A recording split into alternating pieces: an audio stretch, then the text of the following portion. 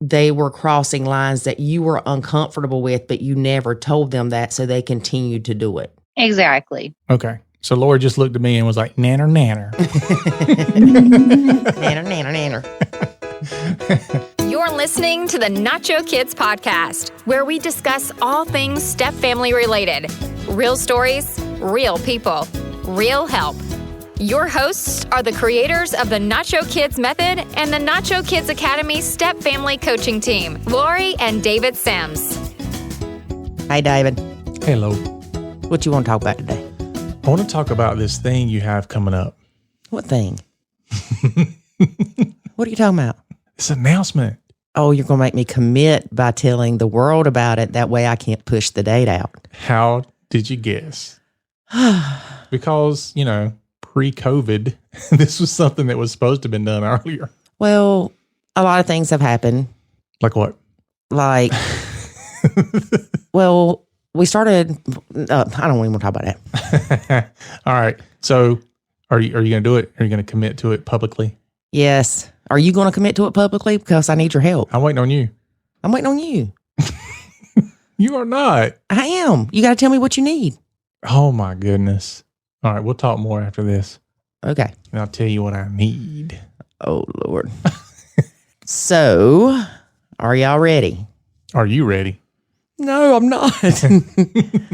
January the 1st, we are releasing the Stepmom View. And what exactly is the Stepmom View? It's the view from stepmoms. Duh. Okay, but what is it? It's like, the view on TV, and they all give their input. So you're going to have a bunch of women sitting around yapping. Yep. Oh, that sounds exciting. So you're not just sitting around talking, though. You have questions that people submitted and Yes. stuff like that, right? So the first segment, and the reason I say the first segment is we are hoping to continue this with different stepmom coaches. Yeah. Okay. These are stepmoms that have been married more than 10 years, and they are helping other stepmoms make it in the blend. Awesome. Okay. Who are these people?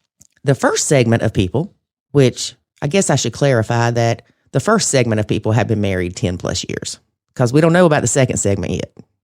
All right. So the first segment is myself, Lori, the Nacho Kids woman, Laura Petherbridge, the smart stepmom, Melanie Anthony with Stepmoms Alive, Heidi Farrell with Not Just a Stepmom, and Heather Hetchler with Learning to Step.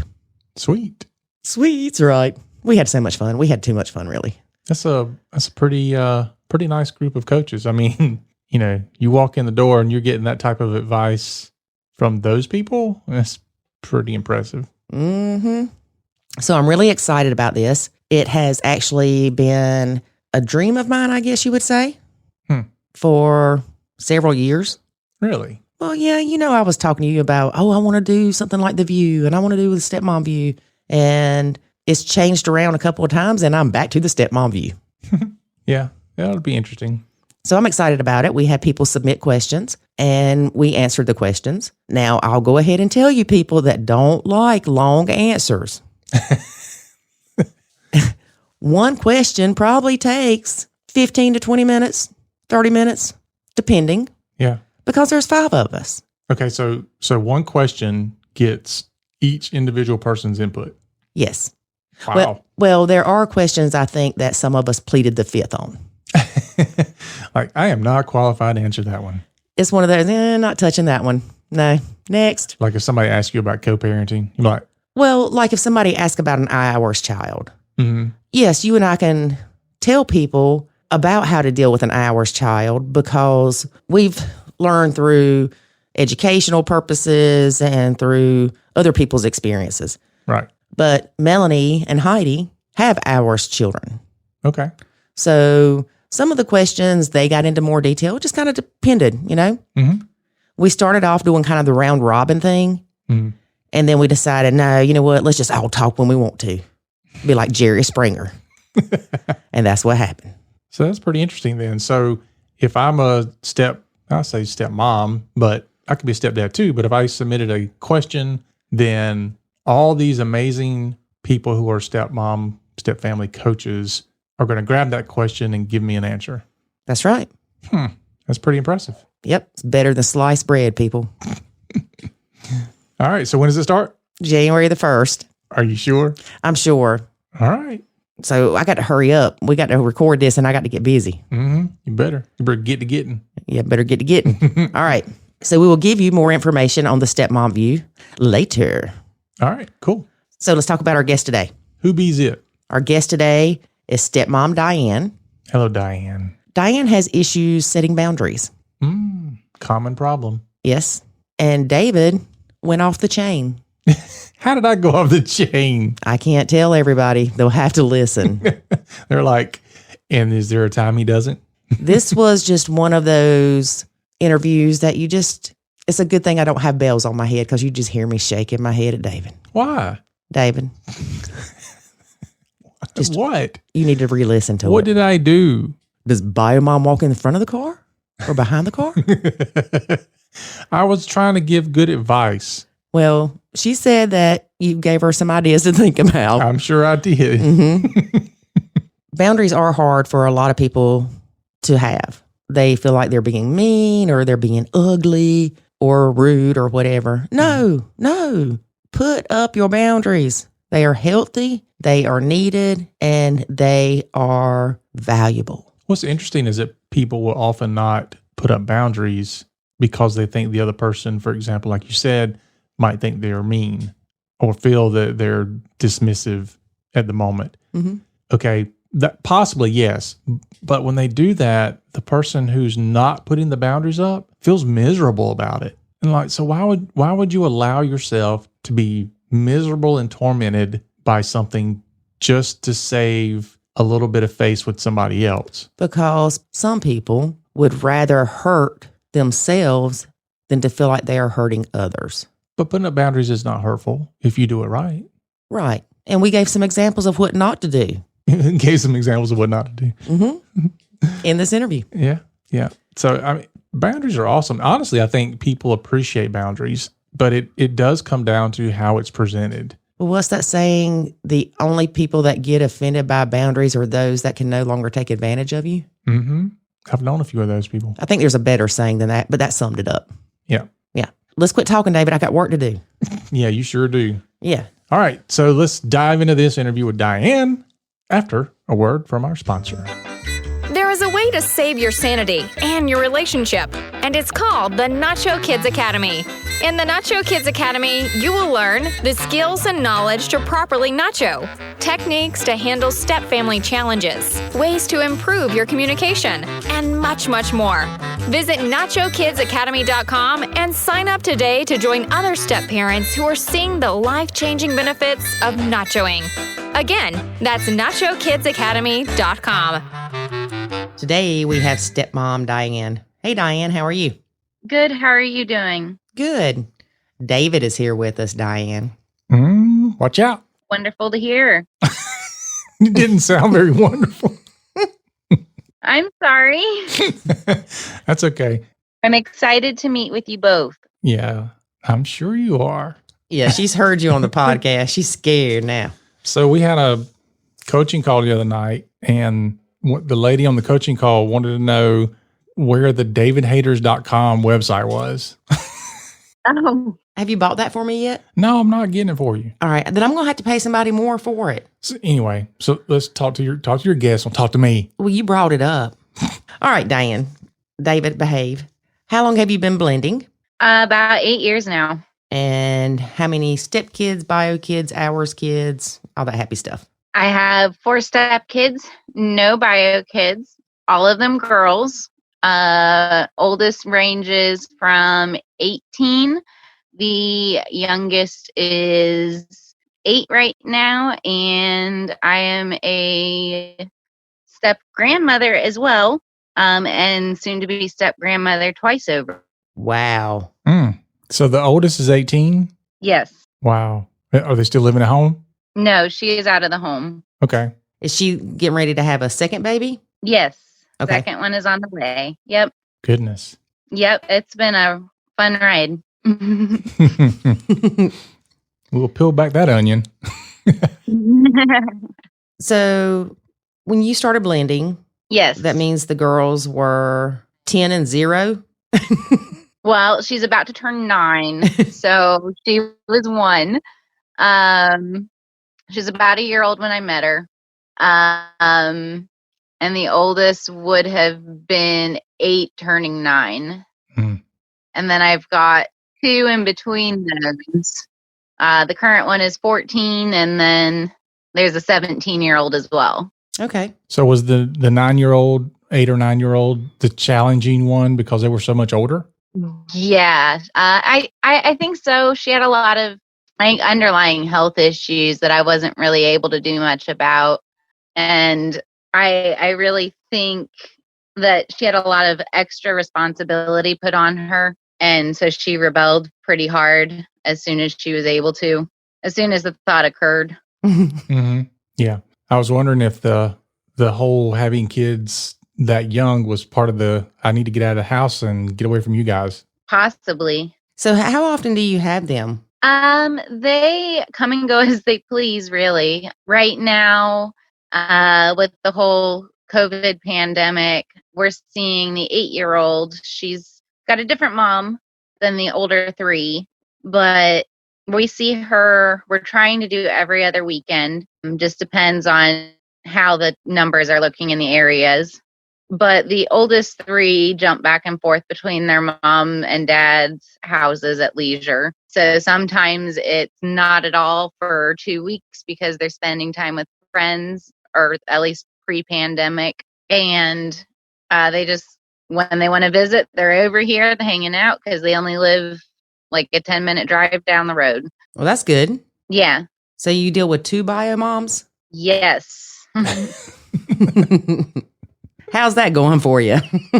It's not. I mean, it is, but I'd rather it not. I wish I could just nacho it all completely. You can. Oh, I have tried. So who drags you back into it? My husband, who is lovely, but always seems to need backup. But you do it so much better than he does. Why can't you just take over for him? Oh, see, I'm not going to do that much. Well, let's talk about that for a second. What does he drag you into, or what does he expect you to do in relation to dealing with the bio moms? Just coordination of things. It's easier. Like if the kids need a ride, because right now I'm the one with the vehicle. His is down right now, and we're functioning on a one vehicle for the household. So it depends a lot on my schedule and where the kids are at. You won't let him drive your car? Well, it depends on if I have to drive home. If it would just be easier for me to get in touch with, if I'm at work, he doesn't have my car. Right. But I mean, I know this is more complicated than you contacting the bio mom, but he couldn't contact bio mom and say, Diane's going to come pick up little Susie at 6:30 and let you know, okay, pick her up at 6:30. That way you're not dealing with bio mom. It would be nice, but bio mom is probably just as bad. She loves drama and gossip and tries pulling us all into it and feels the need to update me on everything. So it's a combo of both parents want to make sure I'm all sorts of filled in. So they're both trying to kill you. Smothering. Yes. So even the bio mom is wanting to have pleasantries and conversations with you. Yeah, but it didn't start out that way, so I really don't trust her as far as I could throw her. Right. So why don't you put a stop to that so that, you're like, well, I don't need to have this conversation with you about stuff. I mean, you can talk about things that, are mutually beneficial, I guess you can say, but, talking about the kids or the marriage or what's going on in each other's house, could you leave those off the table? Was that an option? I've tried. I usually keep my answers very short and sweet, kind of there's a term for this, gray stone, I think is what you call it. Gray rock method. That's it. Mm-hmm. Just not giving her any kind of reaction at all is the best I can do. And that kind of maintains my own emotional reaction. So I'd rather not deal with her, but I can exchange cordialities when needed. Mm-hmm. I'd just rather not. So when you go pick up the stepkid or stepkids Yeah. from bio moms, the kids don't just come get in the car and go. Sometimes she comes out to the car. And does she stand in front of it or behind it? She stands next to it, but Well, doggone it. I'm not easy to just say, hey, I gotta go, because she obviously knows I'm just going back to my house. Just back out of the driveway and say, gotta go. yeah, you're like, okay, see you later, and start backing up slowly. Yeah. Kind of like you're walking away from a conversation that you're not wanting to have. Or you can grab your stomach and say, I gotta go poop. And then she'll say, well, come in here and poop in my bathroom and I can talk to you while you poop. You've offered that before. You wouldn't believe it. So I'm curious though, why are you just that nice that you don't want to just go, I gotta go, I don't really want to talk to you? Yeah, I struggle with that. Okay. Setting boundaries has always been difficult for me. So not chewing has been a very big learning curve. Because I mean, I can see where, you know, some people are just really nice to other people and they don't want to be rude. But that's when you preface it with, I'm not trying to be ugly. Which means I'm about to be ugly. Yeah. You say, I'm sorry, I'm not trying to be ugly, but I really need to go. I don't have time to hang out right now. Yeah. Can the kids catch up to the car if you just slow down? Yeah, they just need to learn how to jump in. Just put a trailer on the back. Y'all jump in real quick. Go with like a scooper on the side. Yeah. You know, why don't you get one of those big water guns? And so when she walks out toward the car, just starts firing water at her. Super soaker. Well, we definitely need to work on you setting boundaries. Yes. Oh, yeah. That's something I'm actively working on. I've been practicing them. I'm in therapy, working on myself. I have been for 5 of the last 8 years. Boundaries have always been very, very difficult for me, just due to some of my history that we don't really need to go into, but it really limits my ability to say no to people sometimes. So you're a people pleaser. Very much so. That's definitely one way to put it. But with you being a people pleaser, do you have resentment because you're stuck in situations? So for instance, you say, yes, I'll go get the stepkids to help your husband on your way home. And bio mom wants to chit chat and you end up standing there chit chatting and you don't want to do it, but you do it because you don't want to hurt her feelings. But then when you leave, are you mad at yourself because you wasted 45 minutes chit-chatting with her and you didn't say no? I'm irritated a little bit, but not at myself. I'm irritated at her for taking up so much of my time when what she wanted to tell me could have been said in 5 minutes, but she decided to rant and rave and weave her way through a million different stories to get to her point for an hour. Well, what if you do this? What if you give people the opportunity but preface the conversation with a deadline? For example, you would say, you know, she's walking to the car and you would say, I've got to be out, you know, I got to leave in 5 minutes. So you're not saying no. You're not. That's true. You're not being mean and you're giving her a time limit. And she knows if she's got to say anything to you, she's got to do it in 5 minutes. And keep looking at your watch. Yeah. And then when 5 minutes rolls around, you've already set the expectation before the conversation even started that you only have 5 minutes. Yeah, I have begun setting like time limits and saying, look, I've really got to go now, but not as soon as I would like to. I feel like maybe doing it too soon is just rude in general. And if this is a legitimate olive branch, then maybe I'll take it. But I can't, test the waters if I completely ignore her as well. Okay, so if I asked you, if we live close to each other and I said, Diane, let's go out to eat tomorrow night, and you really didn't want to go, would you tell me no? That's a really good question. Or would you come up with a lie to tell me of why you can't go? Oh, she just called you a liar. No, I did not. An excuse. There you go. I probably would just say I was too tired and needed to rest the next night. That's generally what I tell most people because I'm an introvert. I would call you out on that. I would say, so you know a day before you're going to be tired. Now, look, I'm not trying to give you a hard time. I'm an introvert too. But see, here's my response to people. Maybe. And that is not a good response because it's not a yes and it's not a no because I don't want to tell them no, but I don't want to go. I hear that a lot. The maybe. Mm-hmm. I know. Or if I say no, you hear not right now. Yeah, but I'll ask you, hey, you want to do this for dinner? Maybe. Do you want to go somewhere? Maybe. You want, like, come on. But Diane, it causes me stress sometimes when people ask me to do things because I really don't want to do it, but then I'm stressed because I don't want to tell them no. And I'm not going to lie to them, but it just creates stress sometimes. Do you feel that way too? Oh yeah, for sure. It's really hard to say no, but I'm getting there. I'm getting there. So your reasoning, if I'm understanding what you said a few minutes ago, your reasoning for wanting to have a conversation with bio mom when she walks out to the car and wastes 45 minutes of your time is that there's a potential there that she's going to have an olive branch and all of a sudden things are going to start going in a better direction. Yes. Okay. So what does she do?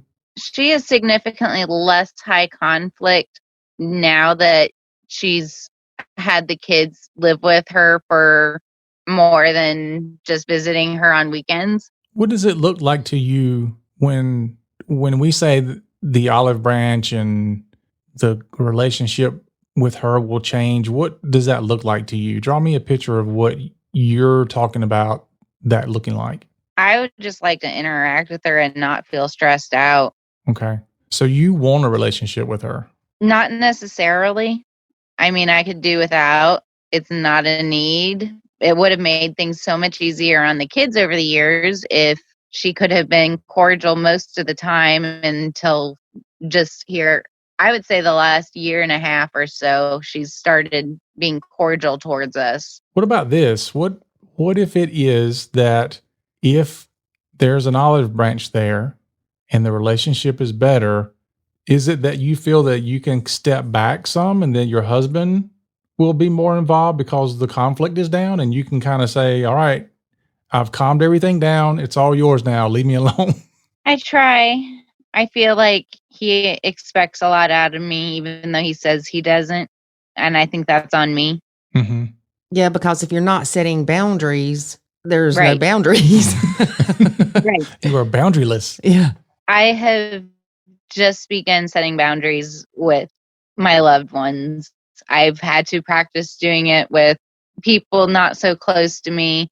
That's improving a little bit. And I've just recently begun setting them with my family and close friends and explaining to them the process that I'm going through learning how to do this. So everybody in your life has overstepped boundaries, it sounds like. No, because she didn't have any. Right. There were lines that were being crossed, but I was doing nothing about it. Right. Because they didn't know there were lines. Right. Well, there are the lines that you can cross that are known, and then there are those that are unknown. Like, for example, I don't need somebody to tell me that it's wrong for me to try to hit on my best friend's wife. That's extreme. I know it's extreme, but that's what I'm saying is nobody needs to tell me that's a line. Right. I get that. Okay.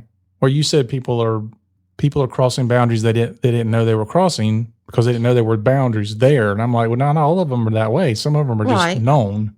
And I get that, but I don't think that's, and correct me if I'm wrong, Diane, that it's not that people were crossing these extreme boundaries. It's just they were crossing lines that you were uncomfortable with, but you never told them that, so they continued to do it. Exactly. Okay. So Lori just looked at me and was like, nanner, nanner. Nanner, nanner. No, I get it. Because, for instance, some people are night owls. So,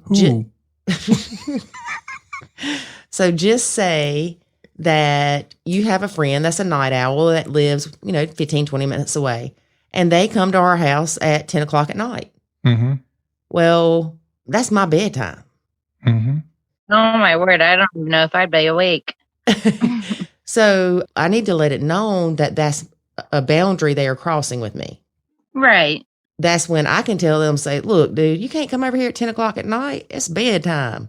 Or I can say, David, you better talk to your buddies because the next time I'm going to pop a cap in them. It reminds me of, I had a friend come over one time.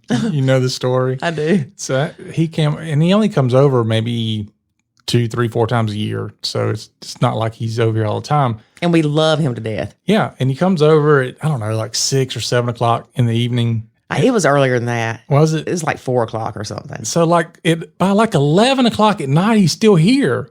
And I'm like thinking to myself, what are you doing, dude?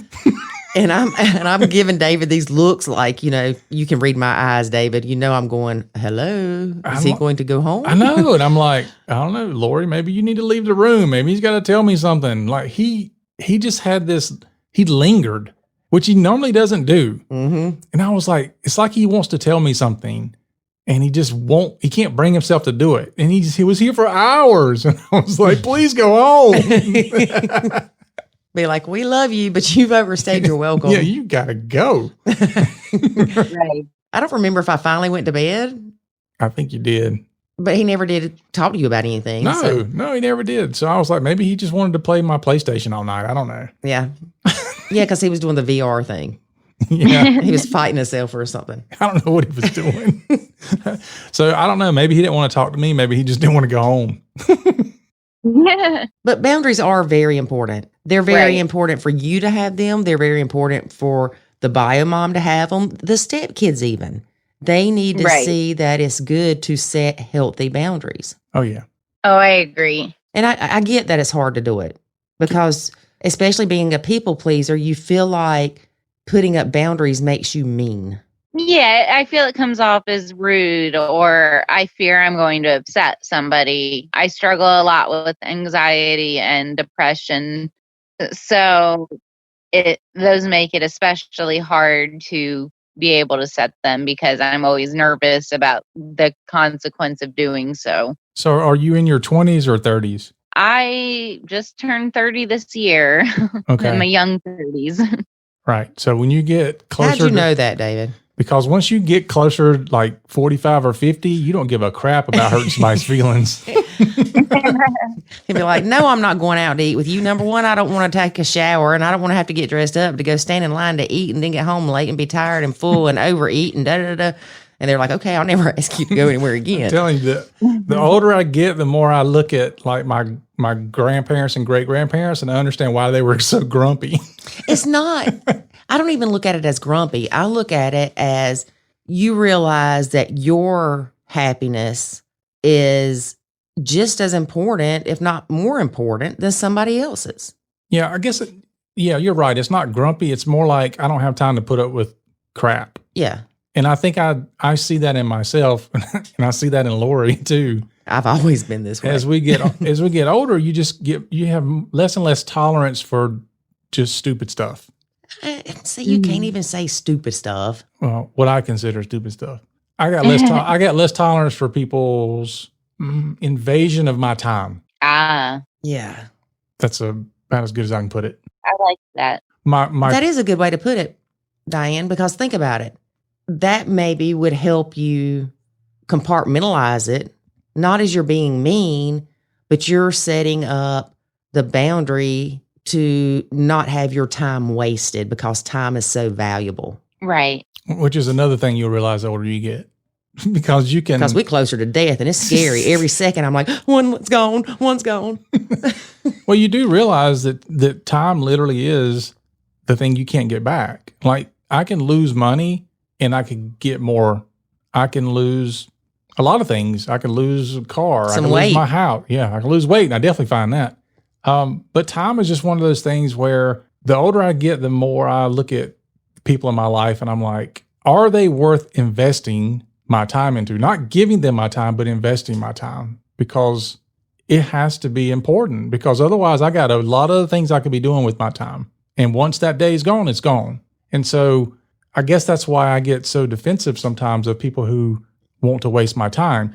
if I have somebody who calls, like I work in my business, and if a vendor calls and tries to interrupt my day to sell me something, it drives me nuts, because I'm like, you don't respect me enough to set an appointment for my time. You just think you can just basically kick in my front door. It's their job. They're doing cold calling. I get that. But you're basically kicking in my front door and going, I need your time right now. And that does not work well with me.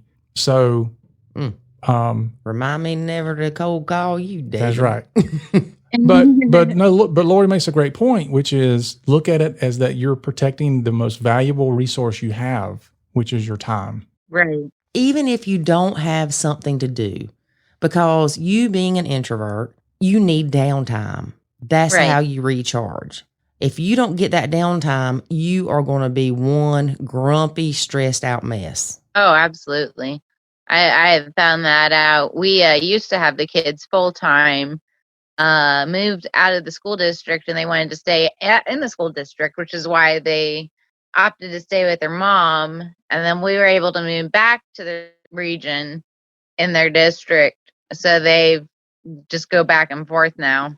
So I went from having them full time all the time except for every other weekend to having them for maybe 3 days, and then they're at their mom's for 4 days, and then they're here for 2, and then they're there for another 3 to 5. I've noticed how much I did need that downtime, because I've become a much nicer and more patient and tolerable step parent with having these breaks. Right.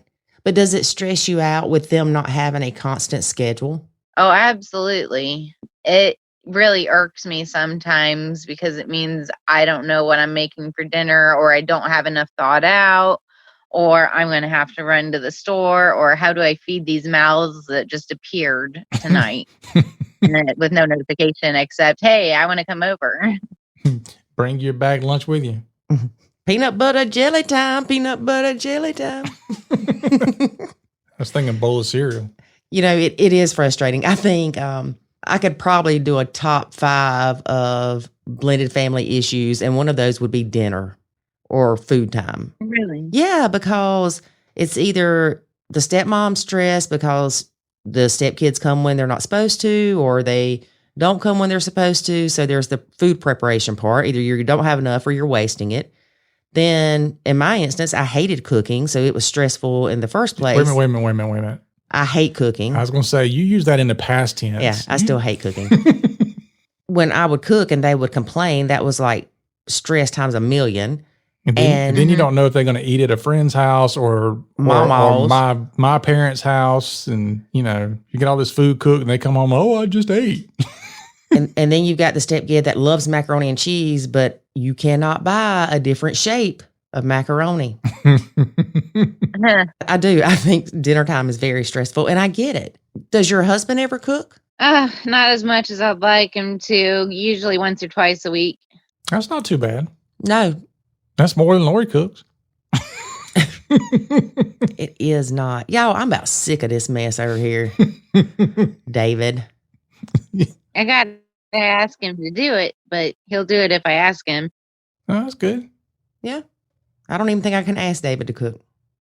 So what else will he do if you ask him? Like, will he go pick up his own kids? Possibly. I'd assume so. But like she said, sometimes it makes more sense for her to pick them up on the way home. Yeah, but maybe it won't. Like, will he get trapped in the driveway for 45 minutes? Oh, does he get trapped? Yes. That's why he sends you. I don't blame him. I'd send you too. Well, absolutely. All right, Diane, we have a new job description for you. You get to go pick everybody's kids up from the bio moms and chat with them, because none of us want to do that. Yeah, right? Yep. He's throwing you to the wolves, girl. We need to talk to him. But do they get along okay? Who? Him and bio mom? He hates her. He hates her completely. They don't argue or yell and scream, and they can talk nicely, but he hates doing it just as much as I do. But he should have no problem setting boundaries with her. He's just as bad as I am, if not worse. It was a recipe for disaster to begin with. So it's been a long, hard ride for these 8 years, but things have really started coming together here lately. So what does it look like for two people who can't set boundaries to be in a relationship? That's gotta be fun. The sky's the limit. Yeah, it's like, hey, you want to do this? Sure. Yeah, pretty much. We don't do a whole lot. We're both pretty introverted. We like to stay home and chill. And that's because y'all dangerous. You don't need to be out anywhere. Why are they dangerous? Because they have no boundaries. Oh, David. They can't even set boundaries for each other. It'd be like, hey, you think I should slap that dude in the back of the head? And they're like, yeah, sure, go ahead. I mean, it's not that as exaggerated as that, but come on, Diane, don't call me out.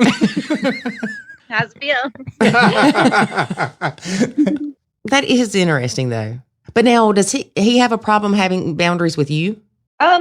Sometimes I would probably anticipate he does, but I don't really ask a lot of him, so it's hard for not really a need for him to set boundaries. The big ones that we have are just making sure he's got his downtime as well. And that's the biggest one, is just making sure that I respect his downtime and he respects mine. When the stepkids decide they're coming over at the last minute and you don't have enough food prepared or laid out, and because you haven't planned on them coming, he knows that they're coming as soon as you do, right? Sometimes they text me first. It's weird. It's like, can we come over? And you're going to say no because I only laid out 4 chicken legs. Sometimes they say they'll eat before they come. Sometimes they say they'll just eat cereal or whatever. At 14 and 17, on occasion, I don't care what they're eating, but I need to know ahead of time if they're going to be there like consecutive days in a row. That was kind of the point I was getting to, is it's probably stressing you out more that you're not fixing enough food for everybody when the stepkids are like, I'm fine eating Cocoa Puffs. Yeah. It stresses me out more than it does them, I think. And you don't know what days you can run around naked. David. What? I don't know if you want him to repeat that, Diane. I said, you don't know what days you can run around your house naked because you don't know who's going to show up. Oh my goodness, it's the worst. See? Now we know where the struggle is. I'm going to start putting bells on my head, so when I shake my head at David, y'all will hear the bells going ding, ding, ding, ding, ding. Well, then that's all they'll hear. I know. Okay. Do you and the stepkids get along pretty well? I get along with 2 of the middle 2 really, really well. And the 8-year-old's coming up on that. Well, she's got a preteen attitude already, so I'm waiting to see what happens there. But we've plateaued at a place where she at least, if I need her to do something and she wants to spend time with me, we do. It's not a lot though. But the 18-year-old and I do not get along. I've cut all ties with her. She's somebody who I've had to set major boundaries with, and it's been super hard. I've had a lot of guilt. So she obviously did something to where you felt like you had no choice but to set boundaries. Oh my goodness, yes. It's been, it's manipulative, lies, steals, physically assaults her sisters when she gets angry. I would say over the course of a 4-year period where she was living with us full time, she probably stole over $3,000 worth of items and money from me. Goodness. So what was the proverbial straw that broke the camel's back with you? She was staying with us for a brief time while she was trying to get on her feet after having a baby at a really early age. And she's basically bounces back and forth between households depending on who she's mad at the time. I had her sign a contract when she moved in with us about how she would behave. And while living with me, she used my computer and stole her mother's credit card information and ordered a bunch of stuff and had it shipped here to my house. And when she feigned innocence, I just called her out on it and said I knew it was her and it's on its way. And I have the evidence because it's on my computer. And she's told everybody that I called her a thief and a liar. And I just told her I didn't trust her anymore because it's been, 8 years of this nonstop with her. So. Yeah, but she is a thief and a liar. So you weren't lying. No, I wasn't. But that's what she wanted to tell everybody else. What did Bio Mom say about her using her credit card? My baby would never. She didn't care. She didn't care. You just wanted the money back. So how is this played out with her having a kid? So now your husband has grandkids. Does he get to see them at all? Grandkid, and then the other one's on the way. Okay. He comes over when I'm at work. Oh. I told him, but she's not allowed to. Like, that's something I told him he had to put his foot down about was she can't be over here if nobody else is here. No. Oh. Was he okay with that? Yeah, absolutely. Because she's done the same thing to him that she's done to the rest of her family. I'd say she had to be handcuffed to him so she couldn't go into a different room and steal something. Oh, yeah. That's how I feel, but that'll never happen. Well, I'm glad that you didn't tell him that she's never welcome in your home, because we see that a lot in the Facebook group, especially where they're like, oh, no, that child's not allowed here. I have only cut off contact until she starts treating her immediate family decently. And when I see that her sisters are no longer being threatened and assaulted, seeing that she treats people with kindness and decency, then maybe we can have that relationship again. But until that time, we can't. There's no way. It causes too much stress. She just yells and screams and causes drama. It hasn't been easy. So you don't see the baby? I do not know. Not anymore. How does it make you feel, though? It sucks. Really. It does. And I hope that one day her mom can turn it around and get her head on her shoulders, and I'll be able to have a relationship with the only closest thing to a grandkid I'll ever have, because I'm not going to have any bio kids myself. Right. Yeah, but you've got 3 more girls that can have babies too. 3 more stepkids. Oh, yeah. Yeah. But it's still, it is sad. It is sad. It's been an unfortunate turn of events, but her behaviors have been to the extreme, and I can't condone the way she's been acting any longer. Yeah. Well, hopefully, the fact that she's so young, she's 18, that at some point she'll, I guess, for lack of a better term, grow up. Right. Once she's in her 20s, her frontal lobe will fully develop and she'll have a little more impulse control. You're absolutely right. I swear, though, I think nowadays the frontal lobe didn't fully develop until you're 30. Oh, wait a minute. You're 30. That was not intended. She's like, that's not funny, David. No, I'm telling you, though, you wait when you hit, okay, so you just turned 30. You look right. back on your 20s and you're like, dude, that was so stupid. When you hit oh my God, when you hit so 40, though, you do the same thing. You look back and go, I was so stupid in 30s. And it's like every decade you look back and you're like, I was so stupid. I so can't quit believe looking it. back. I'm just saying that at 30, she's thinking 20, the 20-year-olds are kind of stupid. And I was stupid at that age. And then, even right now, when you hit 40, you're going to look back and 30, I was so stupid at 30. Well, how old is your husband? He's 37. I was going to say there's got to be a pretty decent age gap between you. Yeah, 7 years. Mm-hmm. Because you're really close. I didn't even pick up on it until David said, or you said when she gets in her 20s. And I'm thinking, well, stepmom just got out of her 20s. Yeah, so you're only 12 years older than his daughter. Yeah. Their stepdad's younger than me even. I wonder if that plays into how she treats you. Like, there's close enough of age. Does she look at you as being competitive in any way with her time with her dad? I don't know. I think she feels probably like he picked her or picked me over her or something like that. But that was never the case. She never voiced any opposition except through defiant behaviors. A lot of times we see where the stepmom and just say the stepdaughter are fairly close in age. We'll say there's a probability they could be sisters by their age difference. And it goes one way or the other. Either they're like best friends and it's awesome, or it's complete don't want anything to do with each other.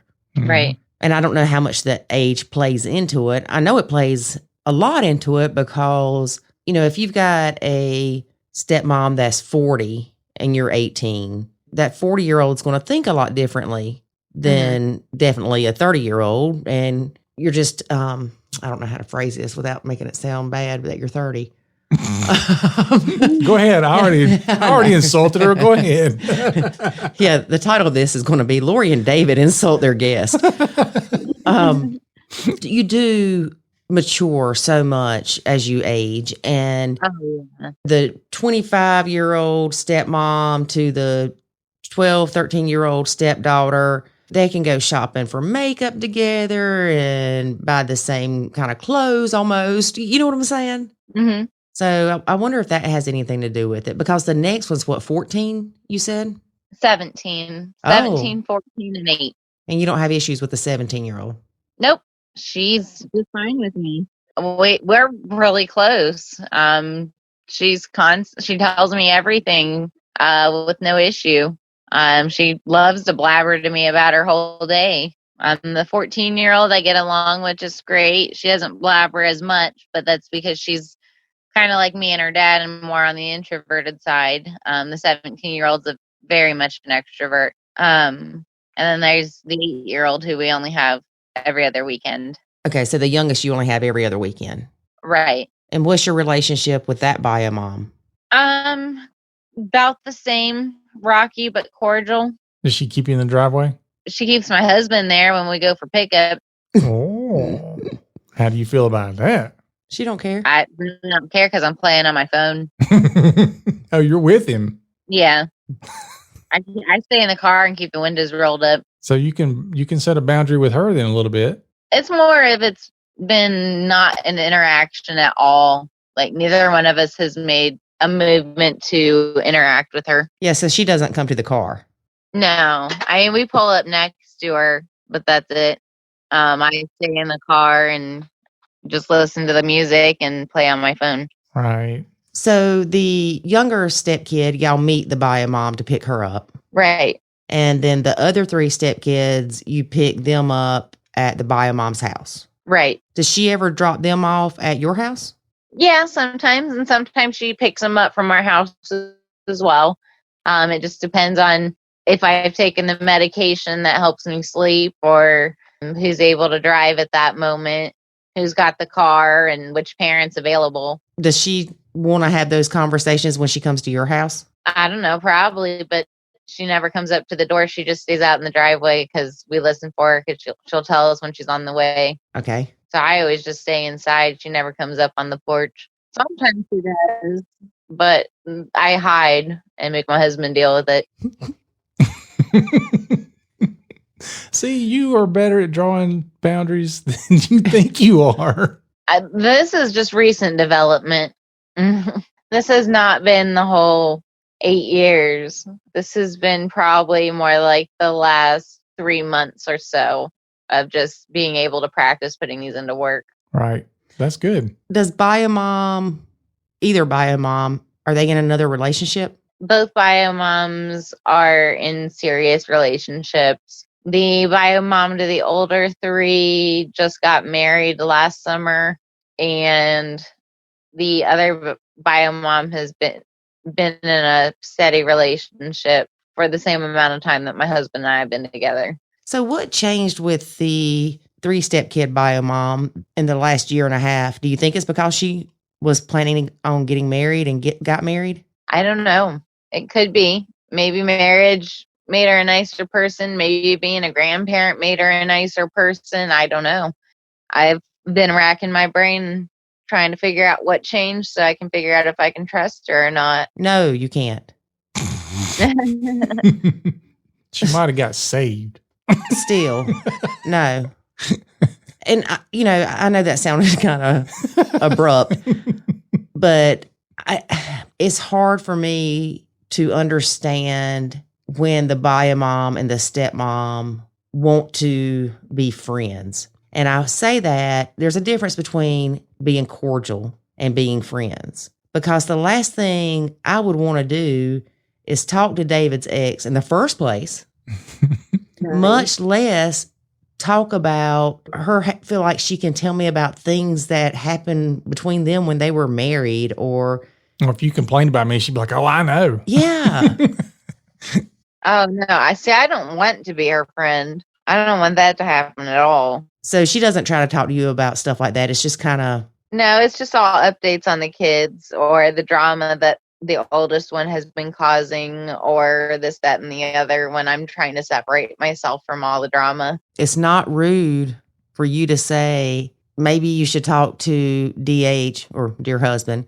Maybe you should talk to whatever your husband's name is. We're going to call him Clyde. Say, maybe you should talk to Clyde about this because it stresses me out when we talk about it. Yeah. And that's a nice way of saying, shut up. Don't talk to me about this. Yeah. Just look at her and go, all I hear you say is blah, blah, blah. That's what I want to do.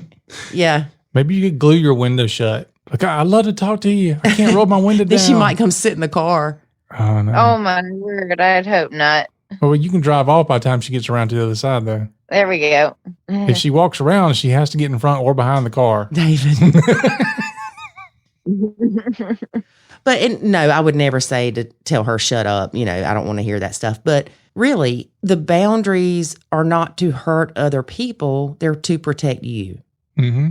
Right. So if her talking about the oldest stepdaughter, considering the relationship that you don't have with the oldest stepdaughter, if it causes you stress, then it is not in any way, shape, or form being rude to her to ask her not to talk with you about those things. Mm-hmm. When you are put in these situations, tell yourself, I do have control over this, and I don't have to stay here and listen to her talk. I can end this conversation in a nice way. Yeah. And I mean, if she gets mad because you won't talk to her for more than 10 minutes, then, I mean, come on. She's just looking for something to get mad at you about. I got the solution. Lord. Every time you go to get the kids, stop by the grocery store and buy a gallon of ice cream. Because you got to get back home before this ice cream melts. Oh, that's true. She probably wouldn't care. No, but you would. Hey, that's true. You'll be like, I got to go. This ice cream's melting all in my car. Mm-hmm. Yeah. Matter of fact, get an ice cream cone. But really, I mean, I know that sounds stupid what David just said, but think about it. What do you mean stupid? Really, if you had went to the grocery store and bought ice cream and some other frozen things, you wouldn't want to sit out in the car for 45 minutes and talk to her. You don't want to do that anyway, but you would not feel as bad about it if you said, I've got to go because my stuff is defrosting in my trunk. Yeah, you have a reason instead of an excuse. Right. Right. There you go. That's pretty good, Get David. some Rocky Road ice cream from me.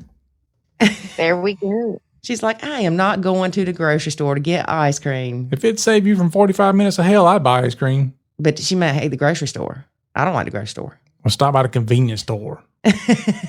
Just get you some Haagen-Dazs. But your husband be like, how are you spending $600 a month on ice cream? But if you go pick the kids up, I wouldn't have to buy no ice cream. Right? It's your reason why I gained all this weight too. Would you feel bad for telling somebody, I'm sorry, but I've got to go because I've got ice cream in my car that's melting? It wouldn't feel as bad. I'd probably still feel a twinge of a twinge of guilt, maybe that I can't help them out anymore or finish the conversation. Well, when you feel guilty, just eat that bowl of ice cream. Yep. But also, with you being an introvert and her talking to you for so long, it drains you. Absolutely does. So when you get home, you're more likely to be on edge and grumpy and tired. So you're not having the best time with your stepkids or your husband as you would if you would tell her, look, I've got 5 minutes, tell me what you need to tell me and I got to go. Mm-hmm. And you definitely can come up with a way to say that without it coming across as being rude. Right. When she starts talking, if you don't want to do it straight off the bat because you think that's rude, then when she starts talking, say, I'm not trying to rush you, but I do need to leave in 5 minutes. So I want to make sure that we talk about everything you want to talk about. Right. Like, get to the point, lady. Mm-hmm. Oh my goodness, yes. Do the kids not sit there and be like, come on? They do. She just listen to them or care. Buy you one of those heat guns, put it up under the car pointing it out. So she's standing there talking to you, it's burning them legs up. Look, this is a problem we can fix. I know we can. Between ice cream and heat guns and super soakers, we'll fix this problem. I feel like we might be there. Oh, Lord. Or just slip her a note and says, the Nacho people say I can't talk to you. Hey, that's what it is. You slip her a note and go, somebody's watching me. I got to go. Then she'll be paranoid. And she'll be like, you can't stay here because people are watching you. That means they're watching me. Yeah. And then she'll be all paranoid. Like, oh, my gosh. Yeah. I don't know. Somebody might be trying to stalk you and gun you down in my driveway. You got to go. That's what I would do. Then I'd buy some fireworks and throw them out back. Pow, pow, pow, pow, pow. Now, does Bio Mom talk to your husband any other time, like via text or anything like that? Or does she wait for pickups to tell what needs to be told? They text. Not a lot. He doesn't go out of his way to text her, but she'll text him sometimes. Because I wonder if she's repeating things that she's already told him or if she's just saving it all up for when you come hang out in the driveway. Oh, I don't know. Do you get mad at your husband when you have to go pick up the stepkids and she's talking, or are you able to keep that anger at this Bio Mom because she's flapping off at the jaws? Oh, I'm mostly just irritated at her. I do occasionally have irritation towards my husband because I do a lot around here and I feel like it goes unappreciated sometimes, but that's something we're working on. If you have trouble setting boundaries, you probably also have trouble asking for help. Oh, absolutely. I do indeed. So do you do feel like you've made progress in the last year or so with setting your boundaries? Oh, absolutely. I've come a very, very long way from having none at all to being able to cut out quite a bit of stress in my life. You want to enjoy your life. Yep. Right. And if you don't pull out a Bio Mom's driveway feeling good about the conversation, then something's got to give. Right. Because you've said you've dealt with depression and anxiety. Stress will kill you. Right. Yeah. Not only did you have to suffer through the 45 minutes, but how many hours after that has it affected you? Mm-hmm. Oh, countless. Right. Yeah, because it plants those negative seeds back in your head to where you're thinking about the issues you have with the stepdaughter. You think about that time she stole whatever from you, and it just fires you back up and it spirals. And the next thing you know, you're mad at everybody and you just want to go crawl into bed and go to sleep and hope you don't dream about it. Mm-hmm. That's right on the nose. Diane, I feel like we should give you homework. Like, text me the next time you're on the way to pick. I just thought of something. Oh, Lordy. Get on the phone with somebody. Yes. Text me or Facebook message me the next time you're going to pick the kids up from Bio Mom, and I'll call you 5 minutes later. Oh, yes. And you just say, I got to go. It's simple. I think you can actually set your phone to do that. There's an app. Well, no, we don't want to lie. It's not a lie. It is a lie. There's an app, and it'll call you at whatever time interval you want it to. And so you can just have it set, and then all of a sudden you're talking to her, and your phone starts ringing like, oh, I got to get this. Okay, but then she answers it, and it's nobody. Nobody knows that. It's a lie. You just pick up the phone, you go, hello. Don't listen to David. He's trying to get you to lie. And then you look at her and go, I'm sorry, I need to go.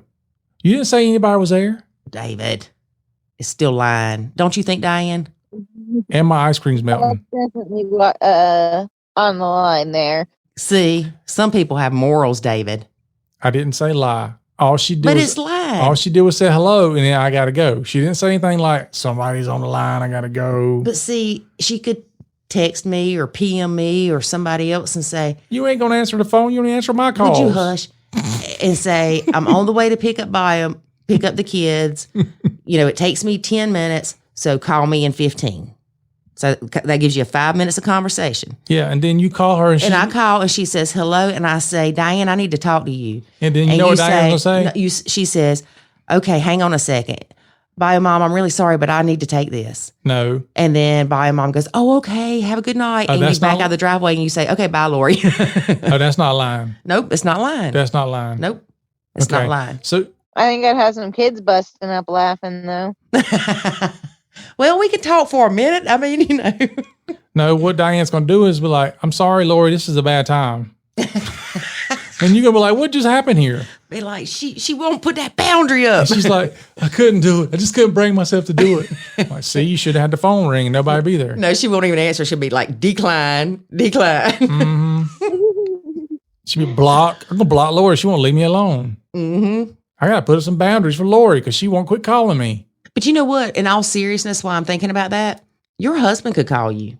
Yeah. I mean, you are picking up his kids for him to save him from having to go through the 45-minute telethon with Bio Mom. Mm-hmm. Yeah. So tell him to pull one for the team. Call me at such and such time. He's like, I don't want them kids home no faster. I'm enjoying my downtime.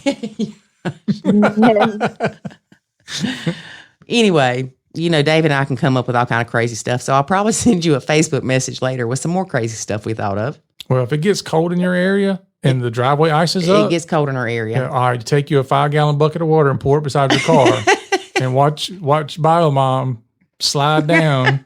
There we go. And then by the time she gets up, you've been in the left, you had the driveway and you gone. Sorry, I'm picturing this, and it's quite a enjoyable scene. See, and that's funny because I'm not a very visual person, but I'm picturing you trying to ride in the car with a 5-gallon bucket of water, lift it up from the passenger seat. You know, I assume it's sitting in the passenger floorboard. You're in the driver's seat. You're trying to lift a 5-gallon bucket of water. This just would not go well. Yeah, but before the kids come out, you just grab your bucket of water, you throw it out on the ground. It's still wet at that point. By the time they come out and she's trying to stand there and talk to you. She just starts slowly sliding. She can't stand there. She grabs a hold to the car, trying not to slide as you're backing up. And you're like, I can't stop the car. It's sliding too. You know, you better let go. My ice cream's still melting. Oh, Lord help.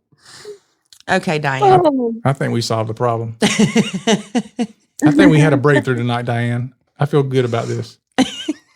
People gonna go, don't join that Nacho Kids Academy. You hear what kind of crap they told that woman to do.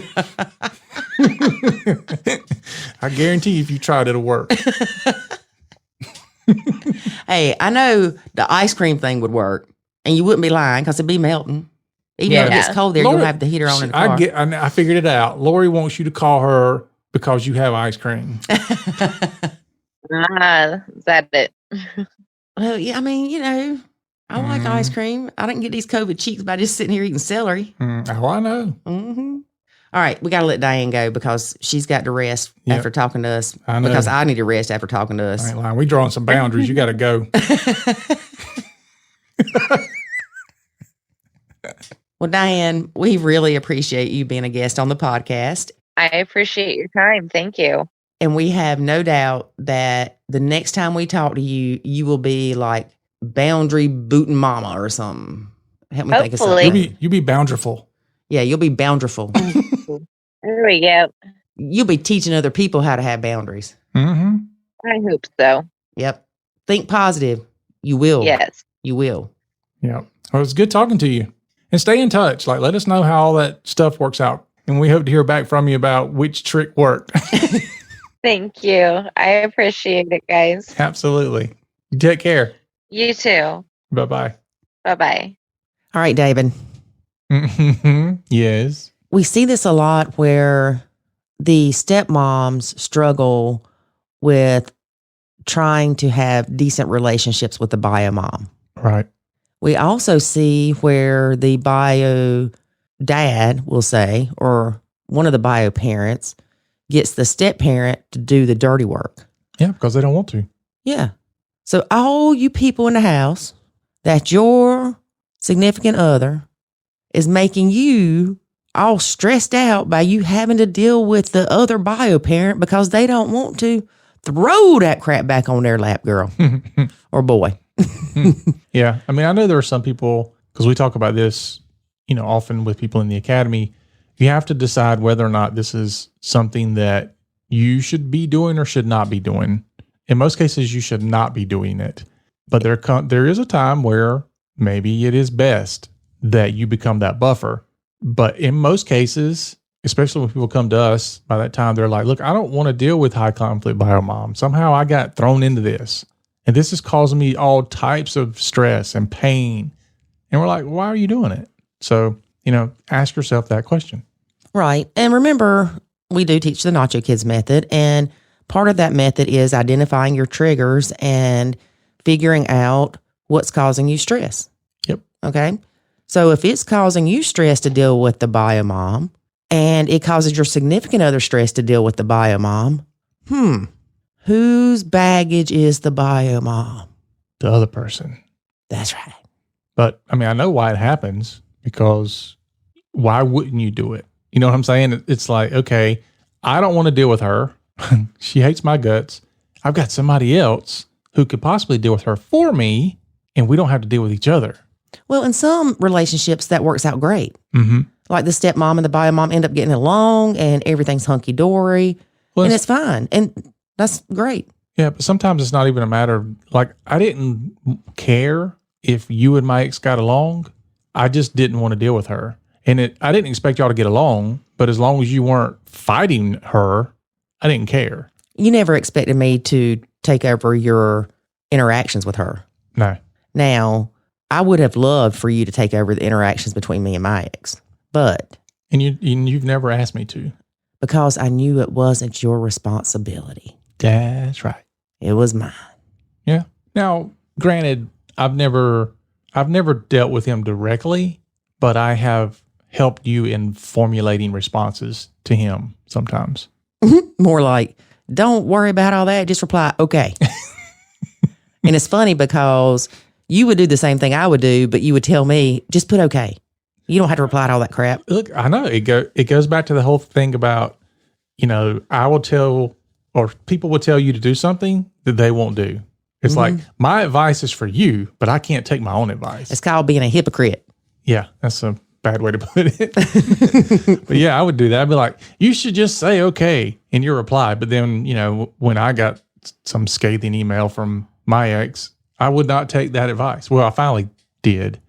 I finally come to the point where I'm like, you know what? I'm just going to take my own advice. Well, we both finally did, because we realized how much time we were spending on formulating the perfect response for them to just bash us further.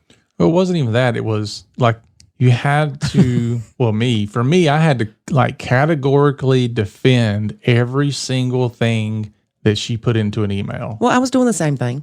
And I was like, at some point, and it took a while, unfortunately, at some point I was like, why am I doing this? Why am I trying to defend these ludicrous claims that she feels? She's not going to change her mind how she feels, so why do I care? Right.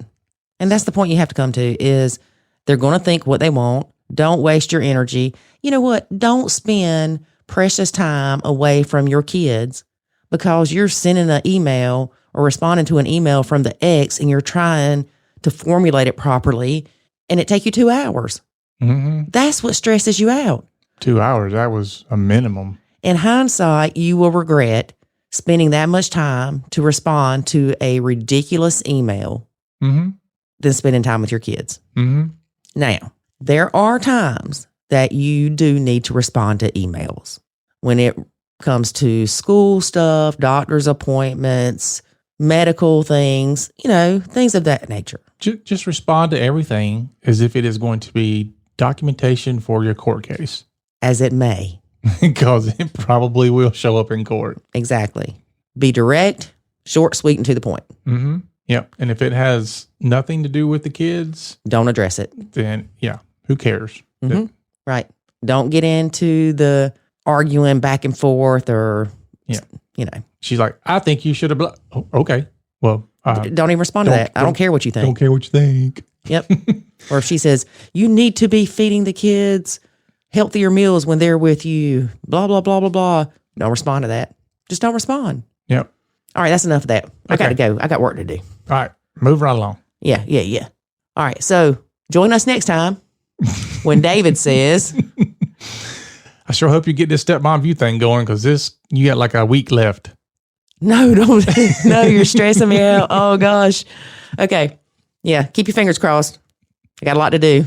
All right, so join us next week when we release a new episode of the Nacho Kids Podcast. And remember, life is good. When you nacho. When you nacho. When you nacho. When you nacho. When you nacho. When you nacho. When you nacho. When you nacho. When you nacho. Thanks for listening to this episode of the Nacho Kids Podcast. Find us online at nachokids.com. Until next time, remember, life is good when you nacho.